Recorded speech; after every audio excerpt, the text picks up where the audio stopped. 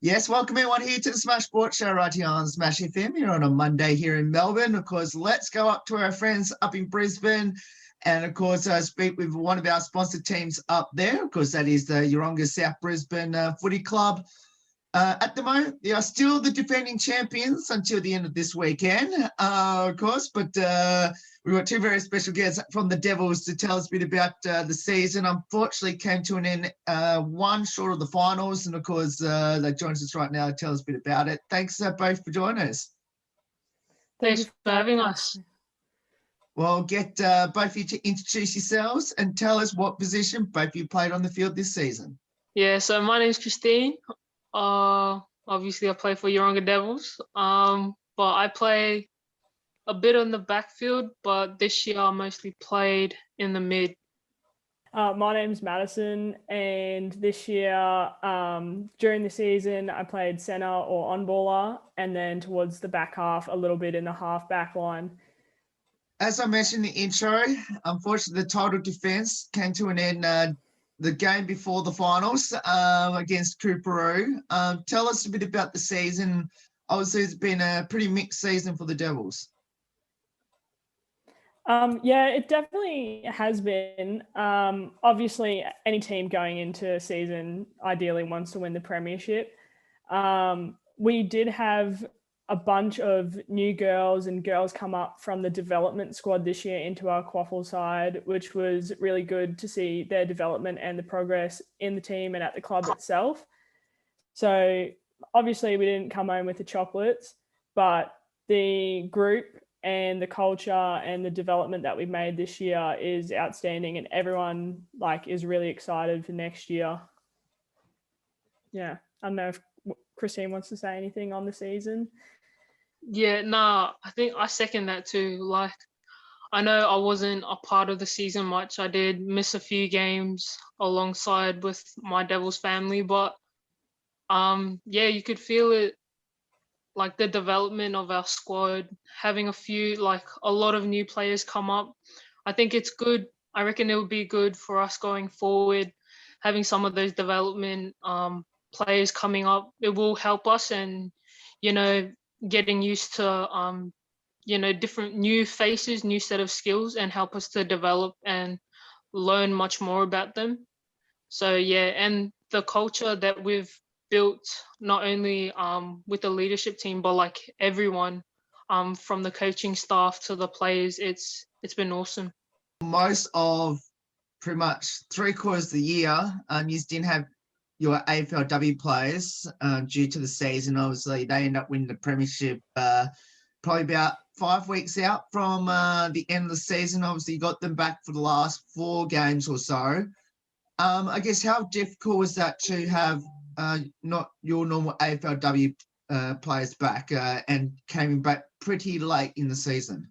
Yeah, I think it was pretty hard to adjust at first. Obviously, I think for me, it was my second year coming in, so I didn't really play much with the AFLW girls last year, but so Maddie's perspective would be a bit different. But I think you could feel it, it was a bit difficult, but it also helped our senior team, adapt to each other's skills and not only rely on our AFLW players.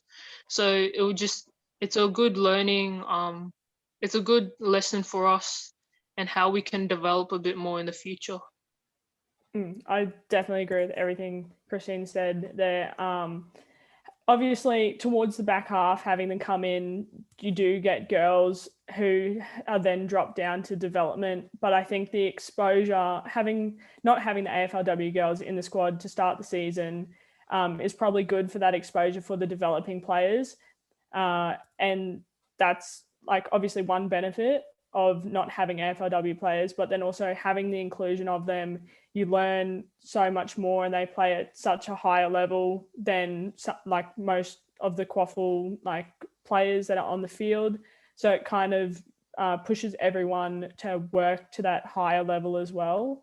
So, but having them come in late and depending on their load management and stuff, it's always tricky with shuffling players around, and potentially you'll have players who aren't playing in positions that they're used to anymore. But then yet again, that all comes to developing everyone as an AFL footballer. I know you two are currently, hopefully to an AFL list yourselves, of what I've been told by your amazing captain. Tell us, how's that tracking at the moment? For me, it's tracking fairly well, keeping fit, obviously going for runs, maintaining gym and all that. I haven't really had any bumps in the road as per se in my preparation, and just go out there and do the best I can really on the day. That's all I can really offer and provide. I know Christine has a different view, but Yeah. I'll let... Yeah, so like on our last game, I actually dislocated my shoulder. So it was a bummer, but kind of what I signed up for really when I wanted to play AFLA. But I'm still a bit calm like about the whole process. Still trying to keep still trying to keep fit as best I can and not to overdo it with my shoulder still in recovery mode. So yeah. So two-part question I'm going to ask you, Christine. How's that shoulder going at the moment?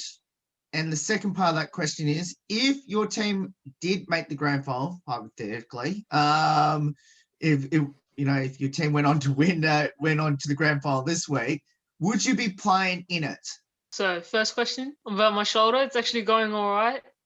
Once the docs put me on some good stuff, popped it right back in, I stopped crying and it felt like it was all new again, but obviously it wasn't. It's different from what it was before. So, but I think I've come a long way. Like the shoulder feels good, but obviously I still got a fair way to go to try and get it strong again.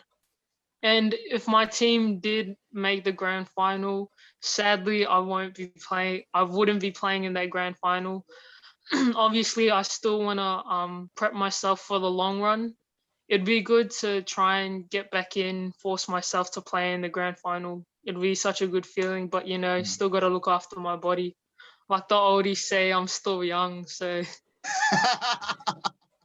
Now, the grand final this week, luckily or unluckily, one of the two, is being postponed to this weekend due to your lockdown there last week. Now, number one, both of you be going to the game, which has been played at your home venue at Leyshon Park. And secondly, who do you think is going to win it at a Bond and UQ? I will most certainly be in attendance to the game for sure. It's going to be an absolute cracker. I put my bet on UQ just from looking at them. They built so well over the season. We lost both games to them actually this year.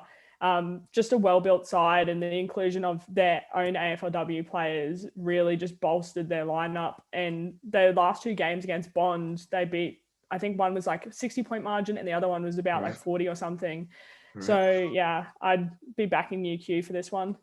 I hope I can make the grand final. It'd be so good. Like the atmosphere of grand finals is like, it's crazy.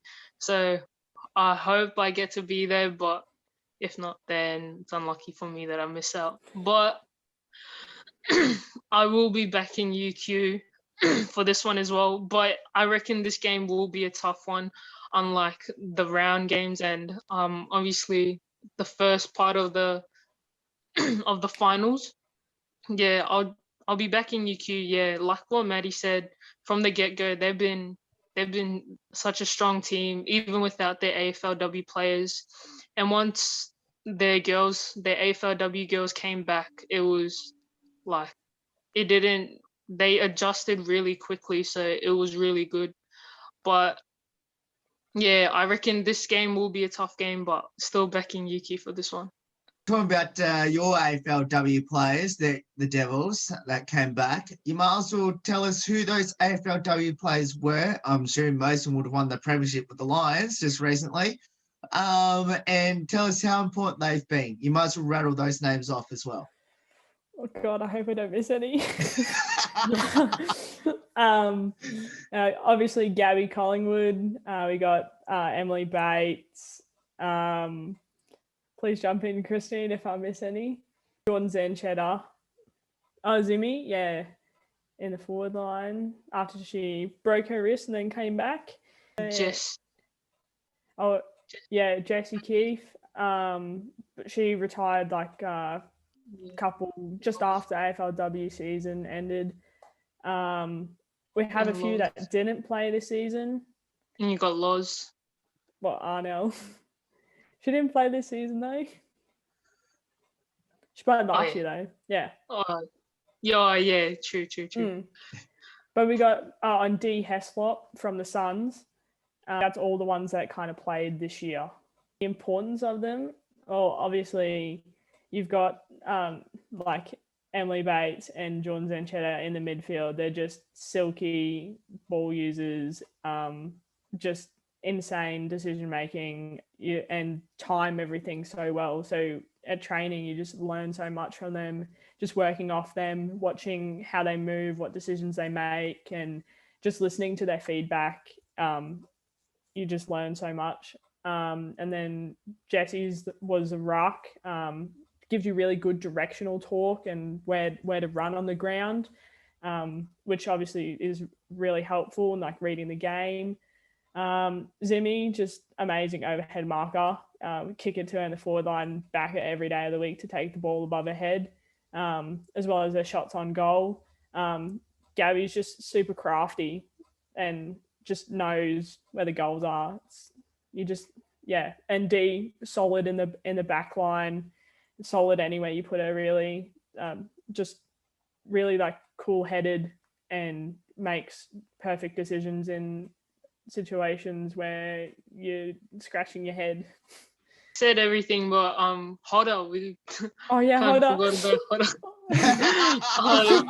She only played a few games. She broke her finger. We kind of forgot about her, and then cool. She's quick as you won't be able to catch her, and just doesn't matter where she is on the field, she could kick a goal.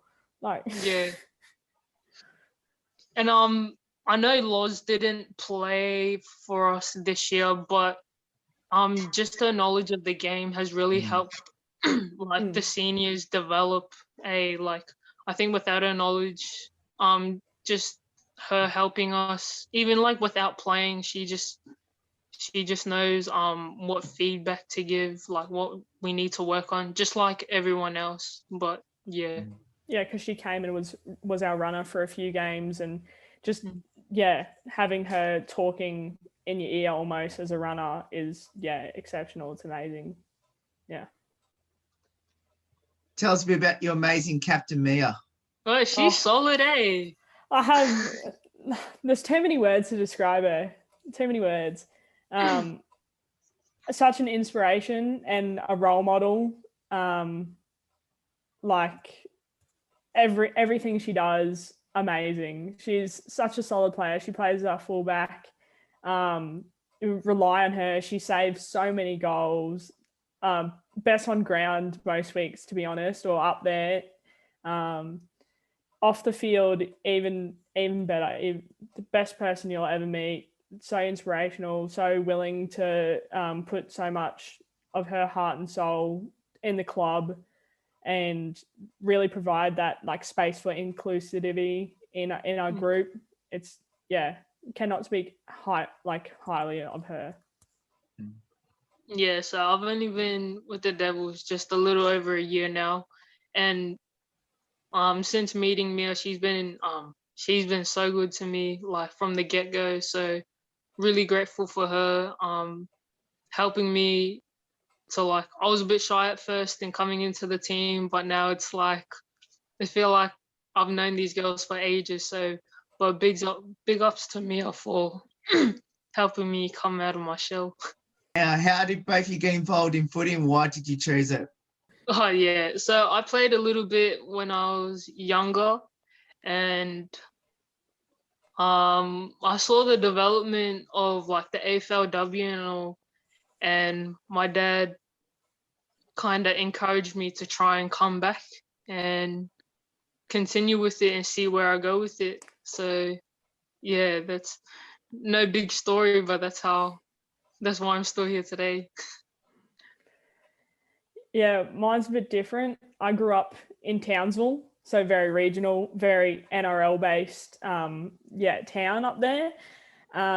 So my first experience to AFL footy was in primary school. I was in grade 7. Me and my mates signed up for school sport to play AFL, just as kind of, like a joke, like, let's go play AFL.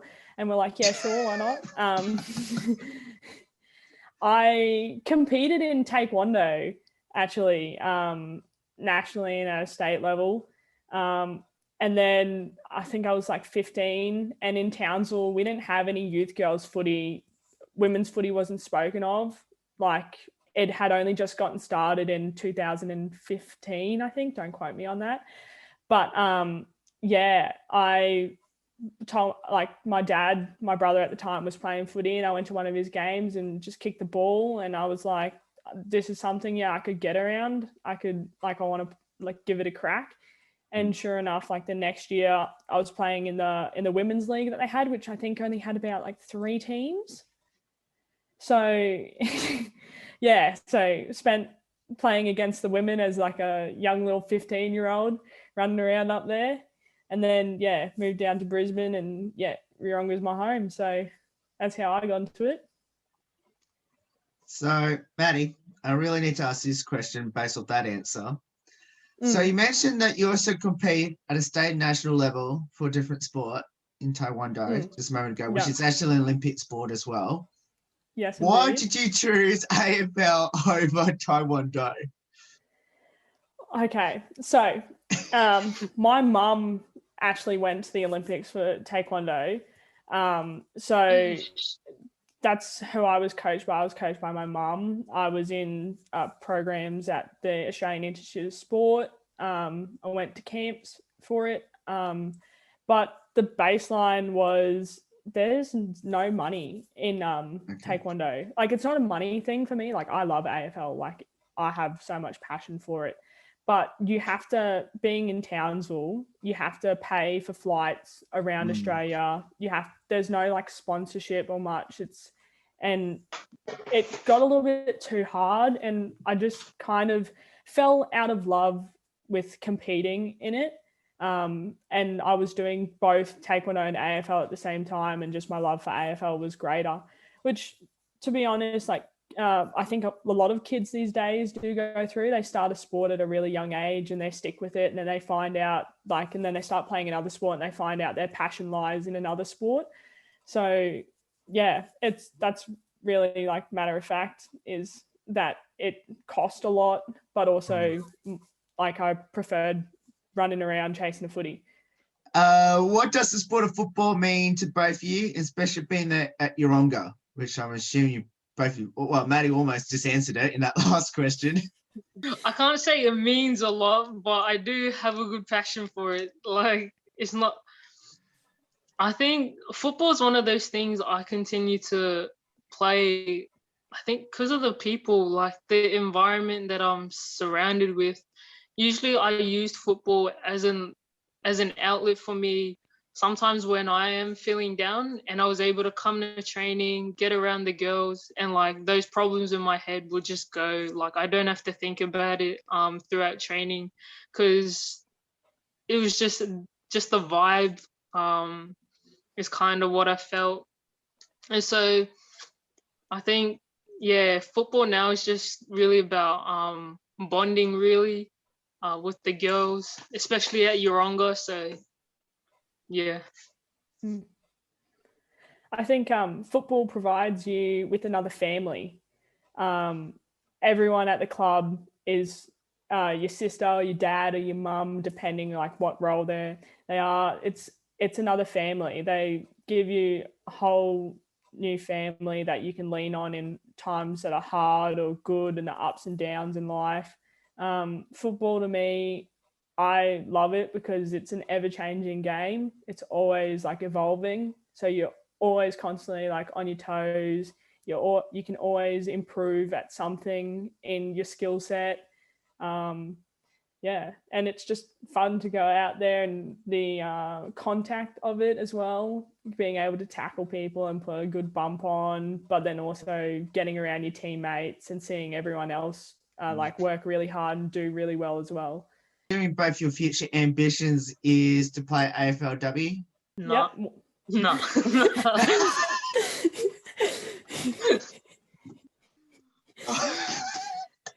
No, I was kidding. Yeah, it is. It would be solid to not only get up there, and it would just be a good achievement for myself, but really I think from the start I've always wanted to be in an elite team to represent my family, like my club, and just friends. Yeah, it would just be solid to put on that jersey and represent my state or my city proud. So it would be good. Yeah, I completely agree.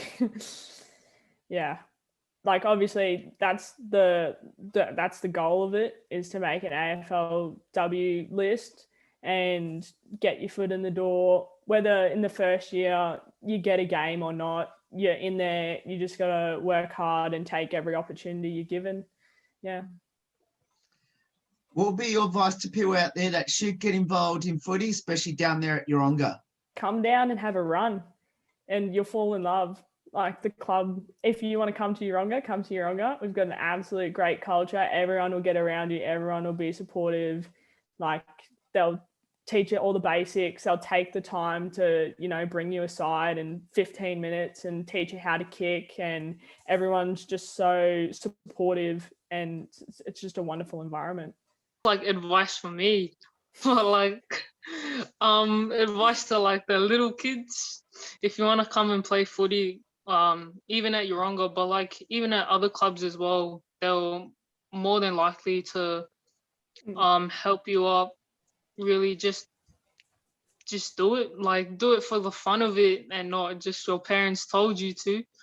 But like just still listen to your parents, but still go have a run. Just do it for the fun of it. And obviously, like there's so many support staff out there, like for AFL, like there's so many people that will help you up. So like don't be afraid. To go give it a try. Let's finish up with a couple of light-hearted questions about your teammates. Firstly, who had the most embarrassing moment on the field this season, and what was it? I don't know who it was, but there were a few people who ran the wrong way. Was that you? No. Clancy. Oh, okay. Clancy got the ball, ran the wrong way, and kicked it into the other team's forward 50, kicked it straight to the girl, and she kicked a goal. I think Clancy ran the wrong way twice this season, to be honest. I think there was a few plays like I fell over my own feet. Like I don't even know. I got a lot of like flack for that. I don't like. You watch the footage and you're like, how do you even fall over? But we kicked the goal from the play, so it must have worked. Yeah. I think that's probably the only embarrassing moment. I wasn't involved enough in the season to even know who had embarrassing moments. So. There's probably been a few Falcons out there, but I don't think there was anything like that really stands out besides. Oh, wait, maybe not in the season, but it was during Queensland training. So I was supposed to go for a good mark, right? And I looked at the ball. I think he's at this my hands were up like this, and I looked at the ball, and then it just slipped, and then it like hit me in the face. Like if you recorded it in slow motion, like. The front part of the ball was like flat on my face. Like obviously shed a few tears, but I mean it was funny as. I think you actually mentioned that one last time as well. So, who's the comedian, the best singer, and the best dancer on the team? Oh, Gabby Collingwood's the best dancer. Yeah, that's she always gets everyone up and about. I like to think I'm pretty funny, but. Just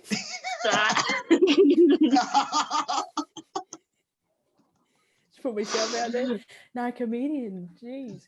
Jules is I pretty reckon funny. Clance is a bit of comedian. Oh yeah, Like, she goes I re- off. Yeah, she's got to be. Oh, Bruno's pretty good too. yeah. Oh, those two together, they're pretty cracked up. But singer though, surely you, Christine, best singer. Jack, no. I reckon. You haven't heard me sing? Yeah, I did. Did a nice rendition of like Amazing Grace once. Oh. I'll throw it under the Christian bus now, songs. eh? Oh. If you can give us a rendition. Nah, I won't do that. Yeah. That's mean. I'm not Beyonce, but I mean,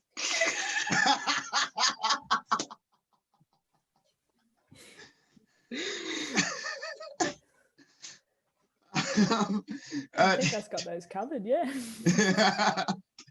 Now, is anyone on the team into their TikToks?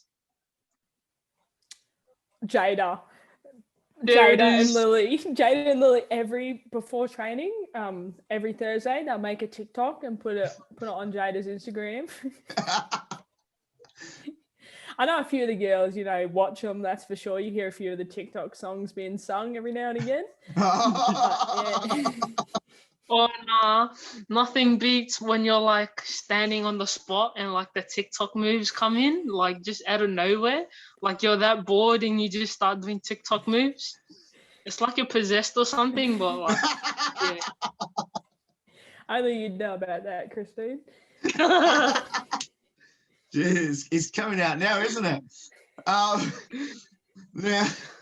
Now, do either of you have a pre-game superstition or ritual? I just got to be super early. Like more, like 2 hours or more early to the game. I'll be the first one there. I'll be before the coaches and before the manager. But doesn't even hang up the jerseys for us to get ready. Oh yeah. Nah. No superstitions though. No, some people go left boot before right boot. I've got none. Just get there early. That's it. Oh well, my ritual, I pray before the game. What superstitions? No, I just make sure I have food. Smart. Always go a good banana about 2 hours before the game. Yeah. Always does me good. Is there anyone on the team that has the best nickname? No, I know Christine's got the best one out of the lot. Yeah, Weapon. We've got a few funny nicknames floating around. Go on, say them. Expose them. We got Teabag.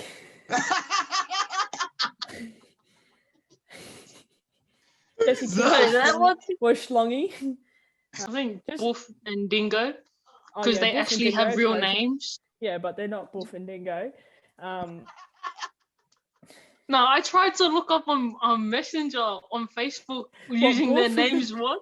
Yeah, Boof and Dingo. I was like, I can't find these guys. I didn't even know their real names. Oh, Mad Dog. That was like Mad Dog. I didn't know Mad Dog's real name. Someone said it. I was like, who is that? Was that directed to you, Maddie, was it? No. I just go by Maddie. Simple nickname. I ain't got no nickname. You gotta like be given one. You can't make your own, So I'm waiting for one. But I'll take Maddie at the moment. That works. We might try and think of one in the next couple of weeks and get that to you, Maddie. I'll be expecting something real good. Okay. Yeah. Well, no pressure. Yeah. Now I know that footy clubs have fine systems. Did your team have a fine system this year? And who copped the most fines? There's been a few fines given out. We don't really track them as such. So I couldn't tell you who's got the most, but usually anything that involves a social media post, anyone who's got like on the Yeronga page or on the AFL Queensland page or something, usually we're like, oh, that's a fine, or someone's forgotten their boots, that's a fine. But we don't track them. we just kind of throw it out there. Maybe we should bring it into the awards night at the end of the year. Have them shout people dinner or something. Finds me, doesn't even have money or a job. Oh. You better start working at the club, clean the rooms or something. Like pocket money. I'll do that for free. Yeah, always sweep the sheds. You know the drill. Have to. It's a must. Mm. And we'll finish up with this one last one. Now, this is directly to Weapon in particular because she's my player sponsor. Now, I have to ask you, Christine, how special is it to have Smash FM's your player sponsor this year? Oh, man. Like, I'm really grateful. It's like the support, having you guys as a sponsor really has helped me. Not only me, but my family as well. Like, it's obviously financially it has been a struggle for the past few years. So having sponsors to back me, and obviously the people who have made that who have helped make that happen for me, it's been real solid. So I can't thank you guys enough for choosing me as a player to sponsor. So I'm really grateful. So thank you. That's all right. All good. Well, both of you, thank you so much for giving up your time to join us. It's awesome having both of you on the show. I wish we were up in Queensland right now to also get to meet all you in person. I'm hopeful that's one day, sometime soon, once the borders are open up again. But thank you both of you for joining us. Best of luck for next season, and I can't wait to hopefully come up to Queensland sometime soon. No, thank you very much Thanks, for having Will. us. Yeah. Yeah. No worries, and that's Maddie and Christine there joining us from the Yeronga South Brisbane QAFLW team. Of course, if you want to get down to, of course, Leyshon Park here at Yeronga, of course, you can. We'll put all the details up on how you can go about getting involved down there with the Devils. There's more on the Smash Sports Show right after this. Don't go away here on the 10th year celebration.